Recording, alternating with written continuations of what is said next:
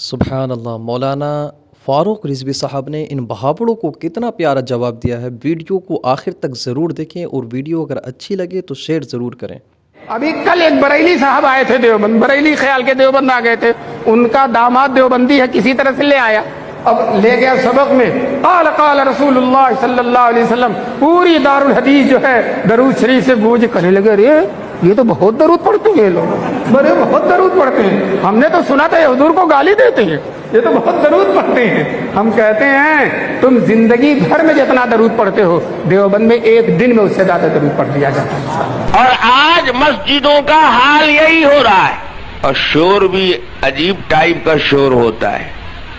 دیکھنے میں معلوم ہوتا ہے کہ بڑا اچھا کام ہو رہا ہے، لیکن وہ اندر سے انتہائی غلیظ کام ہے۔ یہ جو مسجدوں میں درود اور سلام چیخ چیخ کر مائک لگا کر شور ہنگامہ کر کے لوگ پڑھتے ہیں، دیکھنے میں معلوم ہوتا ہے کہ یہ تو درود پاک ہے،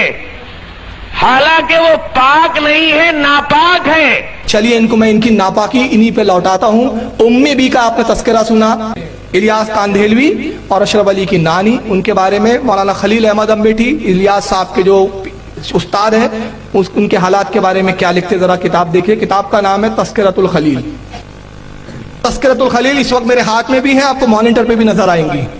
تذکرۃ الخلیل کا صفحہ 96 نانی کے بارے میں لکھتے ہیں کہ بی امی یعنی الیاس صاحب کی نانی، بی امی کی عمر طویل ہوئی، انہوں نے نواسوں کی اولاد کو بھی دیکھا، آخر عمر میں بصارت اور چلنے پھرنے سے معذور ہو گئی تھی، اور مرض الموت میں 3 سال کامل صاحب فراش رہی، یعنی بستر پہ ہی پڑی رہی، اٹھا بیٹھنا نہیں ہوتا تھا، مگر نہ قلبی و لسانی ذکر اللہ میں فرق آیا، نہ صبر و رضا بقضا میں کمی لاحق ہوئی۔ جس مریض کو 3 سال مرض اسہال، مرض اسہال کہتے ہیں لوز موشن کو کنٹینیوس پہ کھانا ہوتا رہتا، رکتا ہی نہیں،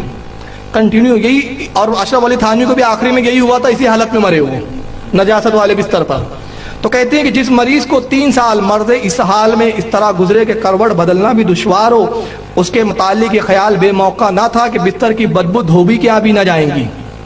مگر دیکھنے والوں نے دیکھا کہ غسل کے لیے چارپائی سے اتارنے پر پوترے نکالے گئے، پوترے جو بہت سارے کپڑے فولڈ کر کر کے رکھ دیے تاکہ بڑی بھی ہکتے رہے تو وہی جذب ہو کے اس میں گرتا رہے، بار بار دھلا نہیں سکتے۔ جب پوترے نکالے گئے جو نیچے رکھ دیے جاتے تھے تو ان میں بدبو کی جگہ خوشبو اور ایسی نرالی مہک پھوٹتی تھی کہ ایک دوسرے کو خوشبو تھی، ایک دوسرے کو سنگاتا، اور ہر مرد عورت تعجب کرتا تھا، چنانچہ بغیر دھلوائے ان کو تبرک بنا کر رکھ لیا گیا۔ تو جو درود و سلام کو ناپاک کہتے ہیں، اللہ تعالیٰ کی یہ مار ہے کہ ایسے گو گو بھر کے تبرک ان کو دیے جاتے ہیں، رکھو اس کو سنبھال کر۔